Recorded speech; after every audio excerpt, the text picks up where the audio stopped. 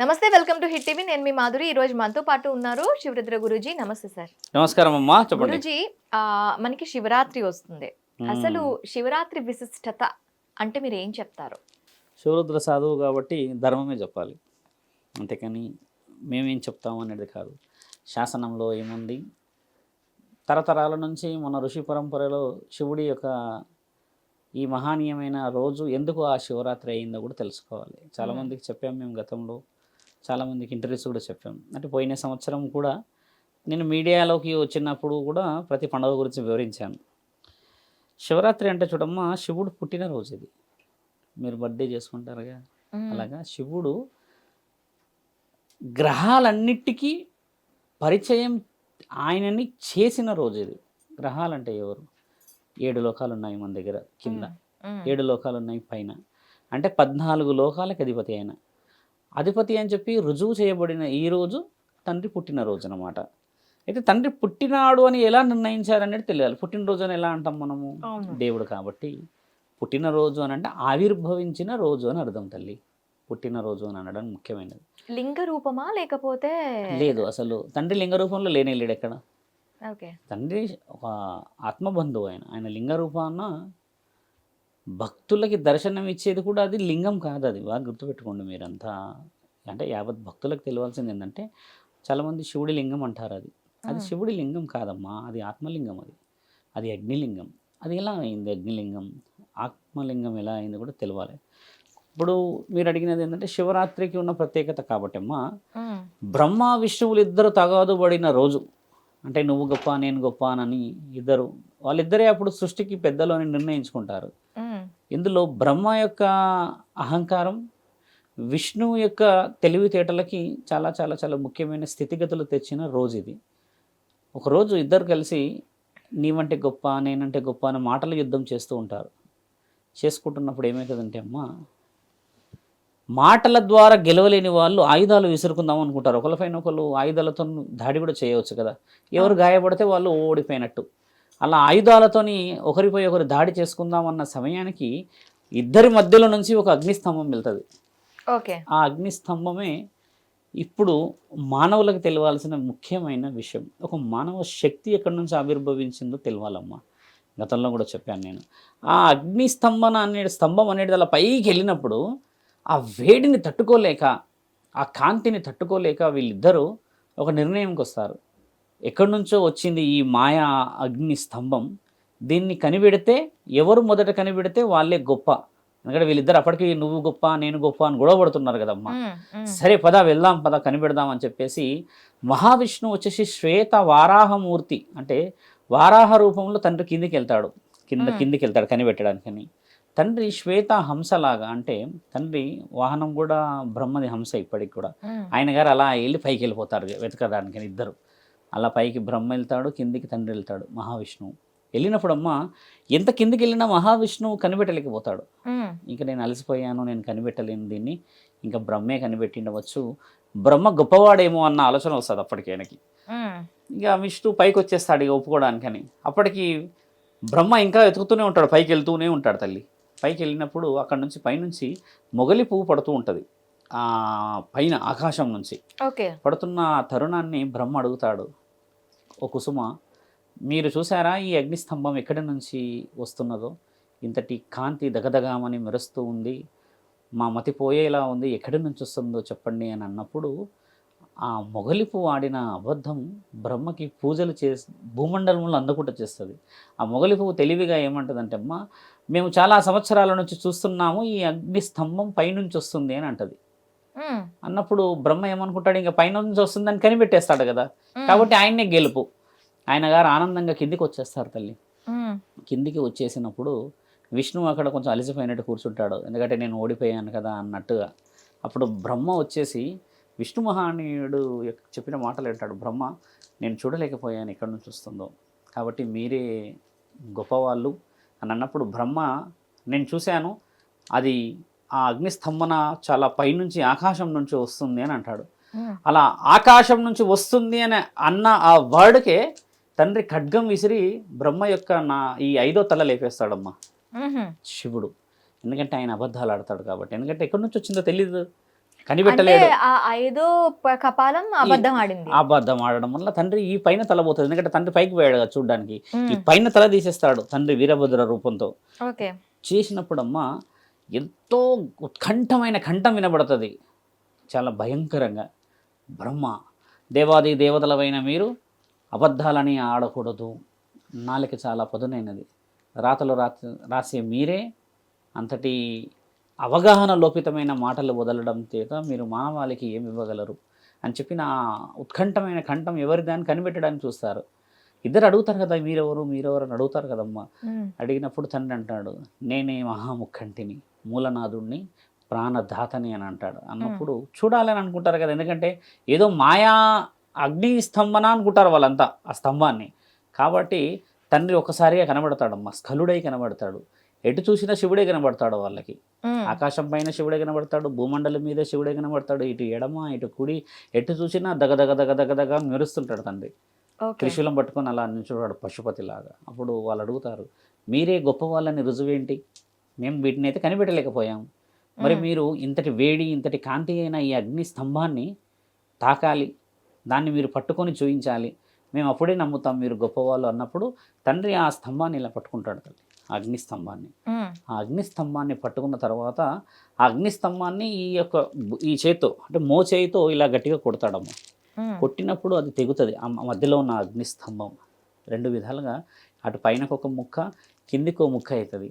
మధ్యలో ఉన్న ఆ ముక్కలు ఏదైతే ఉంటాయమ్మా 64 జ్యోతిర్లింగాలుగా భూమి మీద పడ్డాయి అవి. ఇప్పుడు ఓకే. అక్కడే 12 జ్యోతిర్లింగాలు కట్టాము, మిగతా అన్నీ కూడా 64 జ్యోతిర్లింగాలు. అందులో 12 ద్వాదశ జ్యోతిర్లింగాలు మనం పూజించేది. ఉమ్, ఇందులో ఎక్కడైతే ఇలా కొడతాడమ్మ తండ్రి, మొదట పడుతుంది కదా ఆ జ్యోతిర్లింగం ఆ ముక్క. ఇప్పుడు గుజరాత్లో సౌరాష్ట్ర సోమనాథేశ్వరాలయంలో ఉంది అది. ఓకే. ఇప్పటికీ రుజువు ఉంది, సైంటిస్ట్ కూడా కనిపెట్టలేకపోతున్నారు ఇది ఎలా గాలిలో ఉంది అని. ఆ, ఇప్పటికీ గాలిలో ఉంది ఆ శివలింగం. అలా గొప్ప వివరణ ఇచ్చినప్పుడు తండ్రి యొక్క ఆలోచనను చూసి మహాముఖంటి అడుగుతాడు, ఎలా మీరు అగ్ని స్తంభాన్ని, దీని వల్ల ఉపయోగాలు ఏమిటి, రానున్న భవిష్యత్ ప్రణాళికలు ఏమిటి అని అడుగుతారమ్మ. ఉమ్, అడిగినప్పుడు తండ్రి వివరిస్తాడు, అగ్నిలింగం అంటే అమ్మ తల్లి గర్భం. ఉమ్, ఒకప్పుడు తండ్రి కడుపులో ఉండేటి ఆత్మలు, అంటే ఇప్పుడు తల్లి గర్భం అది. ఒకప్పుడు తండ్రి కడుపులోనే ఉండేటి, అంటే శివుడికి పుట్టామని అంటారు కదా, శివుడే ముల్లోకాధిపతి, మూలదాత, ప్రాణదాత, ఆత్మబంధువు మనం అంటాం కదమ్మా. అలాగా పరమశివుడు ఆత్మలను కొలువు చేసుకున్న ఒక ముఖ్యమైన ఆ స్థలం పేరు అగ్నిలింగం. అగ్నిలింగం అంటే అమ్మ బాగా గమనించి చూస్తే 9 నెలలు ఒక తల్లి గర్భాన్ని మోస్తుంది కదా, అలాగా తండ్రి ఫిల్టరైజేషన్ చేస్తాడు అందులో 9 నెలలు. ఓకే. ఎలా ఫిల్టర్ చేస్తాడంటే, మొదట ఒక రూపాన్ని ఇచ్చి దానికి ఆత్మ అన్న ఒక స్థితిగతులు మన భూమండలంలో రామనాసుడి దగ్గర ఆత్మలింగం ఉండే అని చెప్పి వింటూ ఉంటాం అవును, అప్పుడప్పుడు. అవును. అయితే ఈ అగ్నిలింగంలో ఒక 6 నుంచి 7 నెలలు అయిన తర్వాత దాన్ని ఆత్మలింగంలోకి వేస్తాడు తండ్రి. ఉమ్, ఆత్మలింగంలోకి వేసినప్పుడు దానికి ఒక చలనం ఏర్పడుతుంది. ఆ చలనానికి కదలిక ఇస్తాడు 9వ నెలకి అన్నమాట. ఉమ్, ఇప్పుడు సేమ్ అదే జరుగుతుంది మానవ శరీరంలో కదా. ఇలా నేను ఆత్మలను సృష్టించి ఆ ఆత్మలకి సంబంధించిన వివరణని నేను శరీరాల ద్వారా సృష్టికి కావలసిన నియమ నిబంధనలను పాటించడానికి చేస్తాను, నేను ప్రాణదాతని అని చెప్పి తండ్రి ఒప్పుకుంటాడు అక్కడ.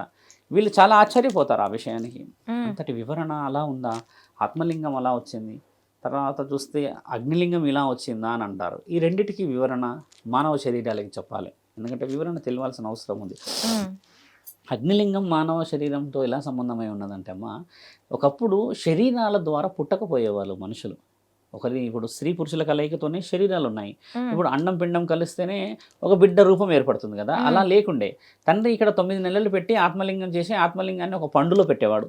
ఆ పండు నుంచి ఒక రూపాన్ని ఇచ్చేవాడు. ఆ రూపం పేరు స్త్రీయ పురుషుడు అని ఉండకపోయేది, అది కేవలం ఒక ఆత్మ అంతే. ఆత్మలింగం అనేది ఉండేది, రూపం లేకుండే. అయితే శరీరం మాత్రము ఒక సౌష్ఠవత్వం ఇచ్చేసి వ్యవసాయం చేసుకోవడమా, మంచి పనులు చేసుకోవడం, లేక దైవాధీనమైన పనులు చేసుకోవడం అనేది తండ్రి నియమాలు ఉండేటిది. అయితే 2 ఆత్మలని తండ్రి సృష్టించిన తర్వాత ఒక పండులో పెట్టేవాడు. అంటే 9 నెలలు మీ దాకా చెప్పింది కూడా తల్లి గర్భం అనేది అనేది పండు.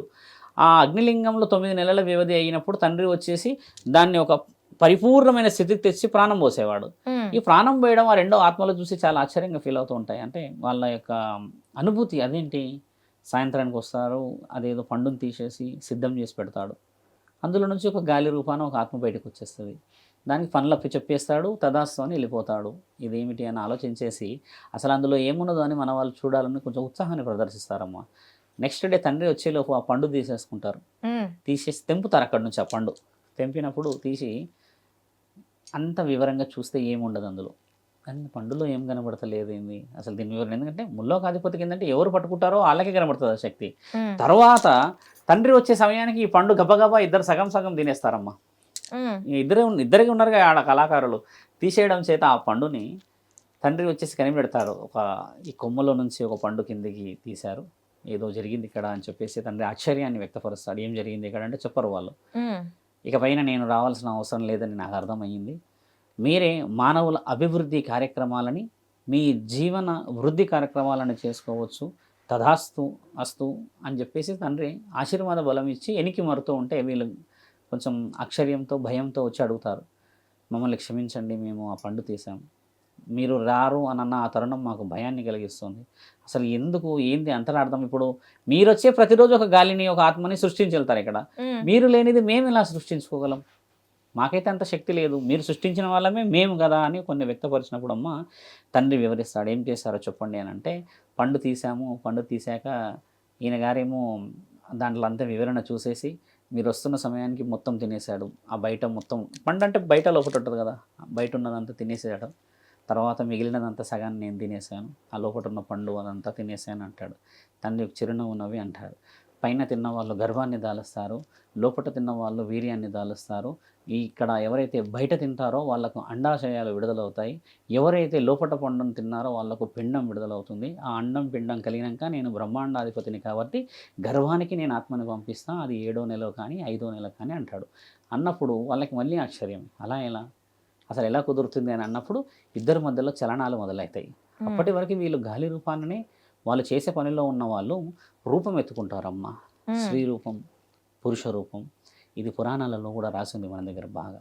కొన్ని స్టోరీస్లో వచ్చే ఆడమ్ అండ్ యాపిల్ అని కూడా కొన్ని స్టోరీస్లో ఉన్నాయి. సిగ్గు వచ్చిందంట, సిగ్గుపడిందంట అని కొంతమంది కూడా చెప్తూ ఉంటారు.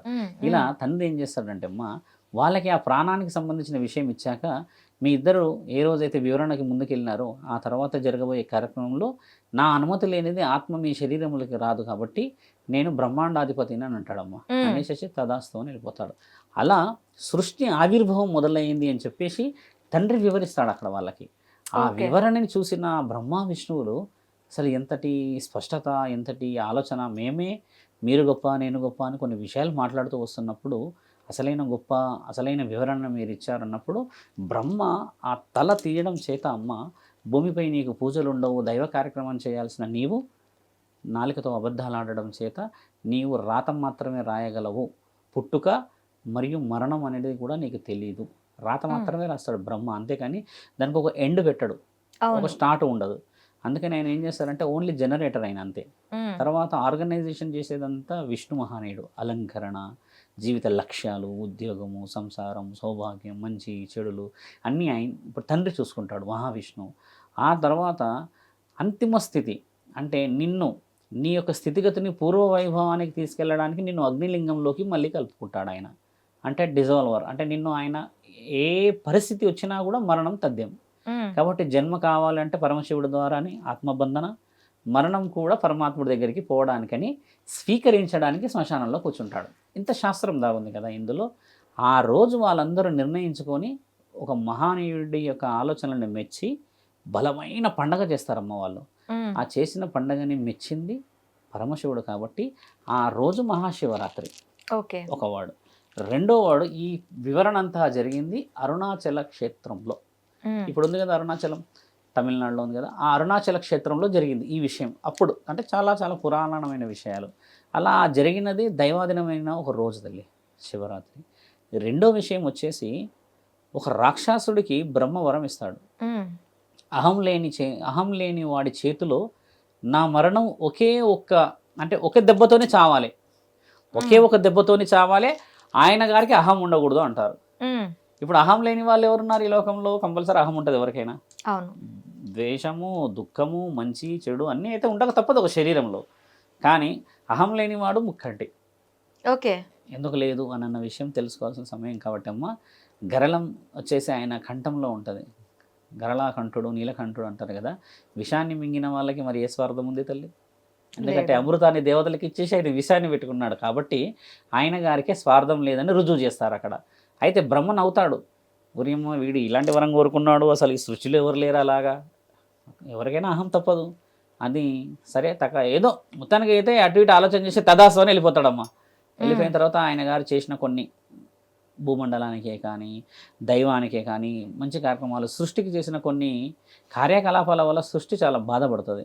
ఆ పడిన తరుణాన్ని మహాముఖంటి ఆ రాక్షసుని చంపుతాడు. ఆ చంపిన రోజు కూడా శివరాత్రి. ఓకే. అలా చంపినప్పుడు తండ్రి ఏం రుజువు చేయబడతాడు అంటే, ఇక్కడ మళ్ళీ వివరణ ఏముందంటే, తండ్రి 2 చేతులు ఇలా పెట్టి కొడతాడు తల్లి, ఇలా పెట్టి. ఆయన ఒకటే దెబ్బతోని చావాలన్నాడు కదా, ఇక్కడ గుండెల మీద కొడతాడు తండ్రి వెళ్ళి. ఆయన చేసిన ఆ పనులకి దేవతలు వచ్చి తండ్రిని మొరపెట్టుకుంటారు, మీరే రక్షించాలి ఆ రాక్షసుడితో అన్నప్పుడు. తండ్రి ఒక దెబ్బ కొట్టగానే ఆ రాక్షసుడు అడిగిన మొదటి ప్రశ్న ఏంటంటే, ఎవరయ్యా నీవు, నాకెందుకో నువ్వు కొట్టిన దెబ్బ ప్రాణం పోయేలా కనబడుతుంది అని అన్నప్పుడు మిగతా దేవతలు చెప్తారు, మీరు అడిగిన వరం ఆయననే. అంటే అలా ఎలా మేము నమ్మాలి అని అంటే తండ్రి గొంతు చూపిస్తాడు. కర్కాటేశ్వరుడు ఉన్నాడు కదా, ఆ గొంతు పైన ఆయన గారి కింద ఉన్నది వాసుకి దేవి చిమ్మిన ఆ విషం. ఆ విషయాన్ని మింగిన ఆ పరమాత్ముడు దేవతలకి చిరస్మరణీయంగా చిరంజీవులు కావడానికి అమృతాన్ని ఇచ్చాడు. కాబట్టి ఆయన గారికి అహమే లేదు కదా, అందుకని నీకు చావు ఉంది అని అంటాడమ్మా. దేవతలంతా హర్షం వ్యక్తపరుస్తారు. ఆ వ్యక్తపరిచిన రోజు కూడా శివరాత్రి. ఓకే. ఇప్పుడు 3వ స్థితిగతులకు ఉండేది ఏంటంటే అమ్మ, పార్వతీ పరమేశ్వరుల కళ్యాణం జరిగిన రోజు కూడా శివరాత్రి. తండ్రి అమ్మని పెళ్లి చేసుకుంటాడు.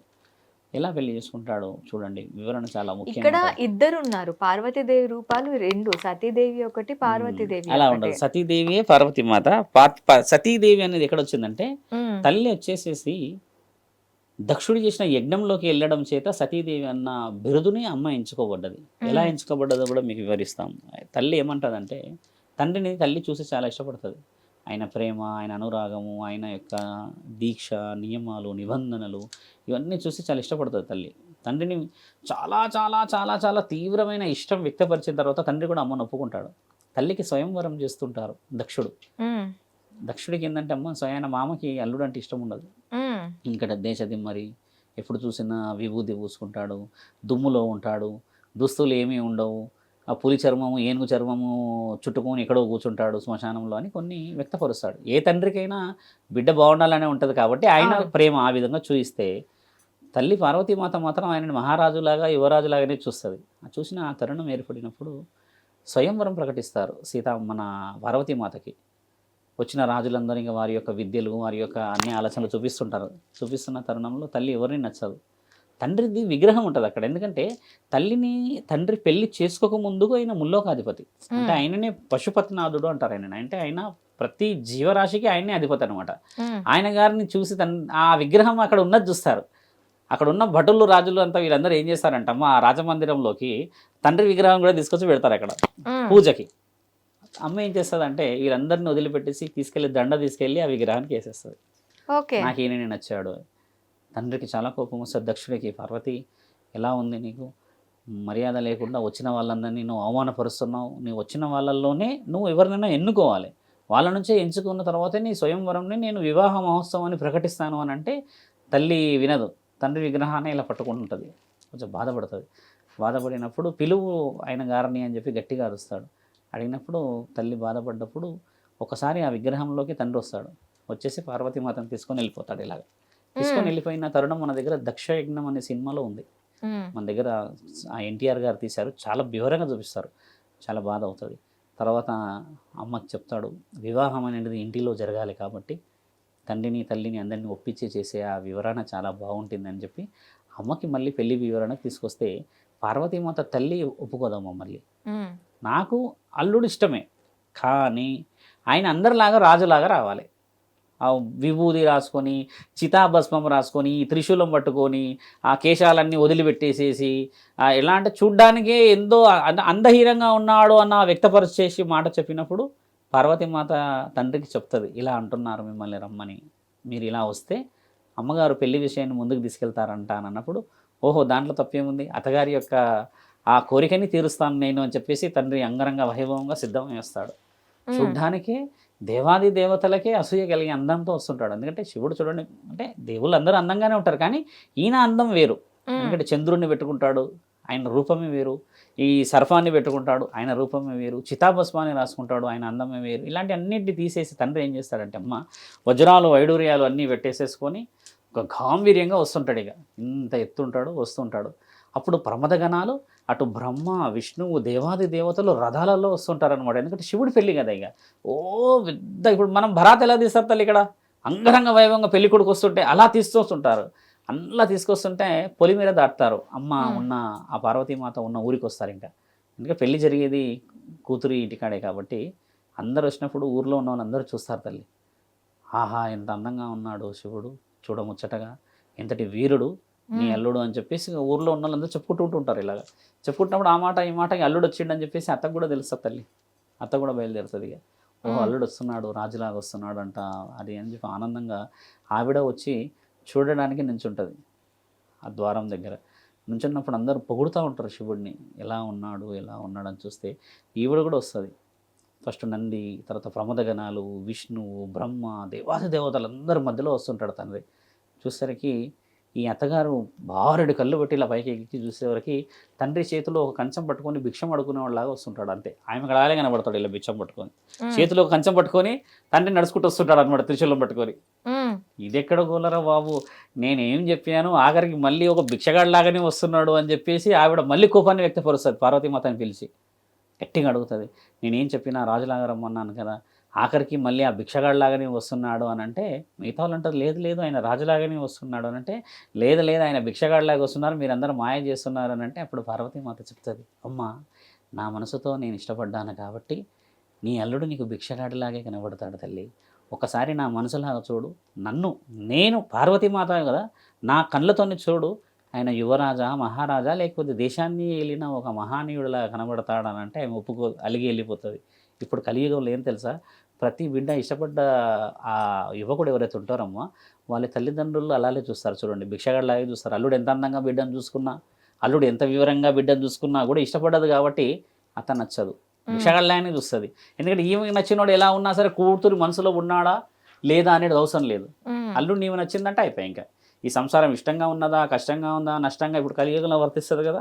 అదే అక్కడ శివపురాణంలో కూడా రాస్తుంది. ఇప్పుడు మీకు చెప్పింది ఏంటంటమ్మా, ఇది పురాణాల్లో రాస్తుంది. తండ్రి అలా పార్వతీమాతను పెళ్లి చేసుకున్న రోజు కూడా శివరాత్రి. 3 రోజులు జరిగాయి. ఈ 3 రోజులు జరిగిన ఈ మహాశివరాత్రి మానవ శరీరాన్ని పాటించే రోజు 4వది. ఎలా అంటే అమ్మా, శివరాత్రి రోజు మనం ఏం చేస్తాం యాక్చువల్లీ, ఉపవాసాలు ఎందుకు ఉంటాం.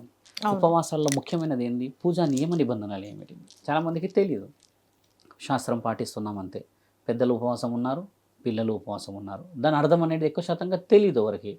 మహానీయుడు ఏం చేస్తాడంటే అమ్మా, ఈ పెళ్ళి హరబాటం అనగానే సహపంక్తి భోజనాలు, బంతి భోజనాలు, తర్వాత పరమాన్నాలు, పిండి వంటలు, తర్వాత పలు విధాలమైన పంచభక్ష పరమాన్నాలు వండుతాం. ఇప్పటికీ వివాహం అంటే అదే కదా, అంగరంగ వైభవంగా చేస్తాం. దానిలో శివుడి పెళ్ళి అని అంటే మరి ఇంకా బలంగా చేయాలి కదమ్మా. చాలా అంగరంగ వైభవంగా పెళ్ళి జరుగుతుంటుంది శివుడిది. ఆ రోజు తండ్రి జ్ఞానానికి పని పెడతాడు, నా బిడ్డలను నేను పరీక్షిస్తా, వీళ్ళు నిజమైన భక్తితో పూజ చేస్తున్నారా లేదంటే స్వార్థంతో ఏదైనా కోరికలు కోరి విగ్రహాలని ఆరాధిస్తున్నారా అన్న ఆలోచనతో తండ్రి ఏం చేస్తాడంటే, కరెక్ట్గా హారతిలు పట్టే ఆ సమయానికి భవతి భిక్షాందేహి అని వస్తాడు. కరెక్ట్గా ఆ సమయానికి వస్తాడు, శివుడి పెళ్ళి జరిగే సమయానికి వస్తాడు. అడిగినప్పుడు వీళ్ళందరూ కొంచెం ఫీల్ అవుతారు, అదేంది శుభ కార్యక్రమం జరిగే సమయానికి భవతి భిక్షాందేహి అని ఎవరో భిక్షగాడు వచ్చాడు, ఇప్పుడు ఆయనకి పెడదామంటేనేమో తండ్రిని అవమానపరిచిన వాళ్ళు అవుతాం. ఇప్పుడు తండ్రిని అవమానపరచకుండా ఆయనకి పెడదామంటేనేమో ఇప్పుడు ఆయన ఊరుకుని ఎలా లేడు. భిక్ష అనేది ఎవరికైనా పుణ్యమే కదా తల్లి. కానీ వీళ్ళు ఏం చేస్తారంటే వచ్చిన భిక్షగాడికి భిక్షం పెట్టరు. తండ్రి కార్యకలాపాలు పనుల్లోనే ఉంటారమ్మా. తండ్రి మళ్ళీ అడుగుతారు, భవతి భిక్షాందేహి అని అంటారు. అన్నప్పుడు ఒక 10 మంది వచ్చి, ఏమయ్యా పార్వతీ పరమేశ్వరుల కళ్యాణం జరుగుతుంది, మీరు వచ్చి భిక్ష అడుగుతున్నారు, నీకేమైనా సవాబు కనబడుతుందా? ఇంత పెద్ద అలంకరణ చేశాము, పందిరి వేసాము, మామిడి తోరణాలు కట్టాము, అరటాకులు పెట్టాము, పంచభక్ష పరమాన్నాలు పెడుతున్నాము అక్కడ పార్వతీ పరమేశ్వరుల కళ్యాణానికి, ఇప్పుడు నీకు భిక్ష ఎట్లా పెడతామయ్యా, నువ్వు అర్థం చేసుకోవాలంటే తండ్రి ఏమంటాడంటే, 3వసారి భవతి భిక్షాందేహి అని అన్నసరికి అయినా కూడా అలానే అడుగుతున్నామని తండ్రిని కొద్దిగా ఎన్నికి జరుపుతారు వాళ్ళు. అన్నం భిక్ష మీకు పెట్టలేము మేము, అక్కడ ఆ పని ఆ వివరణ కాకుండా అని అన్నప్పుడు తండ్రి ఒక మాట అంటాడు, మీరు పెట్టే ఆ పంచభక్ష పరమాన్నము వృద్ధుడిలాగా వచ్చిన నాకు, ఒక నిజమైన ఆకలితో వచ్చిన నాకు, ఒక పట్టెడు మీరు తీసుకొచ్చిన ఆ భోజనం నాకు పెడితే మీ పార్వతీ పరమేశ్వరు లేచి వెళ్ళిపోతారా అయ్యా అని అడుగుతాడు. అడిగితే వీళ్ళు వితండవాదాన్ని ఆపండి అని ఉంటుంది కదా సహజంగా. వచ్చింది కాక పైన భిక్షగాడివి, నువ్వు పొందన మాట్లాడుతున్నావు అని కొంచెం వాదోపవాదాలు జరుగుతాయి అక్కడ. అప్పుడు అంటాడు, మీరు ఇంత పెద్ద దాంట్లో చేశారు కదా, నాలాంటి ఒక అభాగ్యుడికి అన్నం పెట్టడం చేత ఆ కళ్యాణానికి ఏదైనా అపవిత్రత వస్తుందని మళ్ళీ అడుగుతారు. అన్నప్పుడు వాళ్ళు వినకుండా తండ్రిని కొంచెం తీవ్రమైన కంఠంతో హెచ్చరించి వెనక్కి తోసేసే ఒక తరుణం ఏర్పడుతుందమ్మ. వెళ్ళినప్పుడు తండ్రి వెనక్కి మరలి ఒక మాట అంటాడు, నిజముగా ఆకలితో ఉన్న మీరు, ఒక ఒక వ్యక్తిని ఒక భక్తిని కూడా చూడలేని మీరు విగ్రహాలని భక్తితో ఆరాధిస్తున్నారు, కానీ అసలైన భక్తి అవసరానికి కడుపుతో ఉన్న వాళ్ళకి అన్నం పెట్టడం అనేది మీరు మరిచారు కదా అన్న ఆ వర్డ్ బలంగా వదులుతాడమ్మా. వదిలేసేసి ఏ రోజైతే మీరు సహపంక్తి భోజనాలు పంచభక్ష పరమాన్నాలు పెడుతున్నారు పరమశివుడికి, అదే రోజు మీరు అన్నం విలువ తెలిసేలా ఉపవాసం ముందురుగాక అని శాపం పెట్టి వెళ్తాడు తండ్రి. ఆ మహాశాపం ఈరోజు పాటిస్తున్నాం మనం. తర్వాత ఆకాశవాణి వినబడుతుంది. తండ్రి వెళ్ళిపోతాడు, ఇంకా వెళ్ళిపోయిన తర్వాత ఆకాశవాణి వినబడుతుంది. అక్కడ ఉన్న వాళ్ళందరికీ, పెద్దవాళ్ళందరికీ ఎంతటి తప్పు చేశారు, మహాముఖంటి అర్ధనారీశ్వరి రూపాన మీ ఇంటికి వచ్చి మీలో ఉన్న నీతి నిజాయితీని పరీక్షించదలిచి అవసరం ఉన్నవాడికి అన్నం పెడతారా, ఆకలితో ఉన్నవాడికి ఆదుకుంటారా అన్న ఆ నియమాల్ని ఆయన గుర్తు చేస్తే మీరు అన్నంత పనే చేశారు. తండ్రికి వచ్చిన ఆ మహానీయుని మీరు గుర్తుపట్టలేరు, కాబట్టి మీరు అనుభవించదురుగాక అని అన్నందుకమ్మ వాళ్ళందరూ చాలా చాలా చాలా బాధపడి నెత్తులు పట్టుకొని ఏడుస్తారు. మహాముఖంటే వస్తే మేము చలనం లేకుండా ప్రవర్తించింది కాక తండ్రిని తిరస్కరించాము అని చెప్పేసి చాలా చాలా చాలా బాధపడే అమ్మ ఇప్పటికీ ఆ శివలింగం పైన అన్నంతోని అభిషేకం చేస్తారు శివరాత్రి రోజు. ఎందుకంటే తండ్రి తింటాడేమో అన్న ఆశతోనే. కానీ ఇంతవరకు నా తండ్రి ఇక్కడ తినలేడే. ఏ శివలింగం కాదు, ఏ విగ్రహాలు కూడా తినవు, అదైతే వాస్తవమే. కానీ నిజంగా ఎదురు చూసే వాళ్ళది, నిజంగా వాళ్ళ కోసం చేసే పండుగనే శివరాత్రి అమ్మ. ఇక్కడ చూడండి, ఉపవాసమే ఉంటారు మన వాళ్ళు. ఎవరికైనా సహాయం చేయడానికి పోదామంటే తక్కువ శాతంగా వెళ్తారు. శివరాత్రి ఏంటంటే అమ్మ, నిజముగా ఆకలితో ఉన్న వాళ్ళకి నిజముగా సహాయం చేసి అన్నదానాలు, కొన్ని దైవాధీనమైన కార్యక్రమాలు చేసి, ఆ రోజు శివరాత్రి అన్నప్పుడు ఈరోజు శివుడి కళ్యాణం చేస్తున్నాం కాబట్టి అమ్మ, కళ్యాణం అన్నప్పుడు కనీసం మనం భోజన కార్యక్రమాలు పెడతాం కదా, నిజముగా ఎదురు చూస్తున్న వాళ్ళకి అన్నం పెట్టాలనేది తండ్రి ముఖ్యమైన ఉద్దేశం. ధూప దీప నైవేద్యాలు అభిషేకాలు ఇవన్నీ తండ్రి ఆశించడమ్మా. ఆశించేది ఒకటే, అంతఃకరణ శుద్ధి, మనశ్శాంతి, నిజముగా అవసరం ఉన్నవాడికి మేమున్నాము అనే అవసరానికి వెళ్ళడమే. ఇదొక్కటే ఆయన ఆశించింది. శాస్త్రం చెప్పింది కూడా అదే. చేసుకుంటావు నువ్వు, పూజ అయితే ఆగదు ఎలాగో, కానీ పండగ రోజన్నా ఏదైనా పెడతారని ఎదురు చూసే ఎందరో అభాగ్యాలు ఉన్నారు కదా, అలాంటిది చెయ్యాలని కూడా నిర్ణయించిన రోజే ఈ మహాశివరాత్రి. ఇది శివరాత్రి రోజమ్మా. ఓకే గురుగారు, థ్యాంక్ యూ అండి, థ్యాంక్ యూ వెరీ మచ్. నమస్కారం.